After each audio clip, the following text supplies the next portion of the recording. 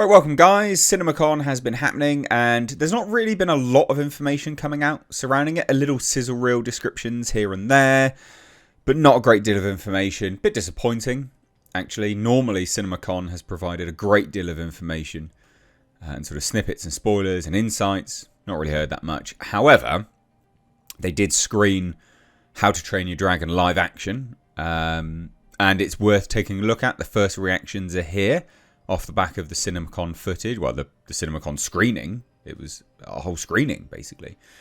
So I think it's worthwhile doing a video on it and just kind of seeing what people think. And yeah, this is a movie which I'm not quite sure where it's going to land, because, of course, it was just a live-action remake of the last one. I don't even know if you could call it a remake. Well, a live-action remake when most of it's CG. I'm sure there's a definitional point there to be made. However, anyway, we'll just take a look, see what you guys think. The reactions are overwhelmingly pretty damn good, to be honest. But it'll be interesting to see how many people care about How to Train Your Dragon after so long. And that sort of franchise has wallowed a little bit of late. So anyway, hit subscribe if you're new here. Turn those bell notifications on and we'll just dive right into it. So, like I said, first reactions are finding their way online. These are not full reviews, but they are, I mean, it is a review. So this will be called like first reviews because it is a review. Like, these are reviews. They're mini reviews. They're not majorly in depth or anything, but you get an idea of what people think. And as this article notes, Universal and DreamWorks Pictures live action How to Train Your Dragon screened for members of the press and theatre owners at CinemaCon yesterday. And the first reactions are now available. So attendees were advised that they were about to see an unfinished version of the movie. But a few incomplete VFX shots weren't enough to dull an incredibly enthusiastic response. I mean, it's basically done, isn't it, really? We've seen so much footage of it. It's not going to be... There's not really that much, holding it back. Now, obviously, as this article says, quite a few posts hail How to Train Your Dragon as the best live-action remake yet. Now, I think that's important when Disney is relying so heavily on mining their own IP and just converting it to live action. Because if another company can come out, Universal, can come out and do it better, then that's actually really interesting. That will reshape, I think, this landscape of live action IP mining. So this isn't just a video on the first reactions. I think we'll talk about that at the end, this sort of potential battle that will happen. But anyway, so here's one. Eric Davies. Pretty blown away by How to Train Your Dragon, to be honest. There's this depth and heart and intensity that the live action brings, and some small, perfect story tweaks that really make it soar. The score is incredible. The tears were flowing. It's so good. Okay, so confirmation that they are changing elements of the story. He says it's perfect. That's fine. We'll see how it goes. How to Train Your Dragon is a breathtaking adventure that soars to new heights. Dean DeBlois captures the heart and soul of the original whilst elevating it with fantastic performances, thrilling sequences, and epic thrills. A must-watch in IMAX. Says make it soar. Okay, I'm just trying to pinpoint repetition. Soar seems to be a repetition at this point in time. And another one here as well. Soar. Anyway. So this, the best live action adaptation yet. How to Train Your Dragon redefines aerial visuals with breathtaking cinematography that will have you ready to soar through the skies with your own pet dragon. A must-see film needing the biggest and best screen available. This Soar business, I'm guessing that's something which they say in the film. I don't remember it in the original. Maybe it was, but unless, of course, it's talking points from the studio. This Soar business is a little bit suspect at this point, not going to lie.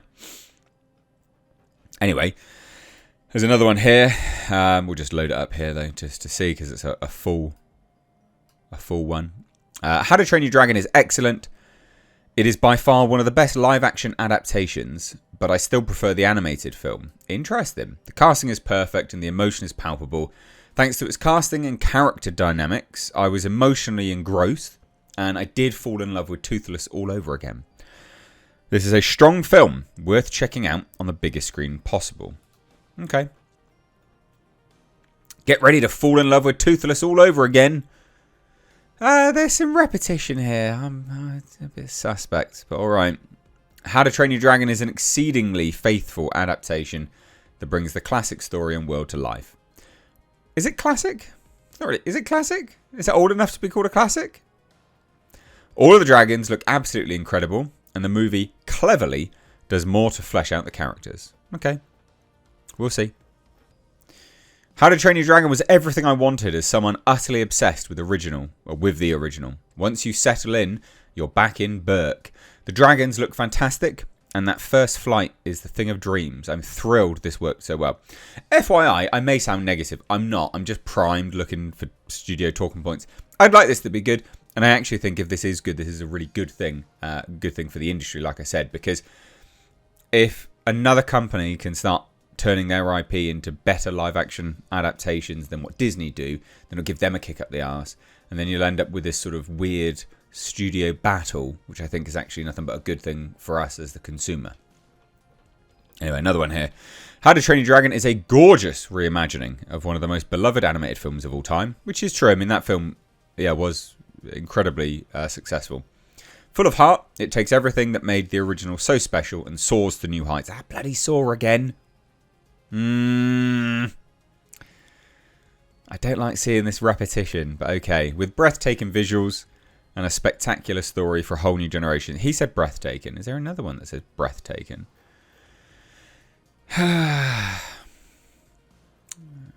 don't know. I thought there was another one that said breathtaking, but okay.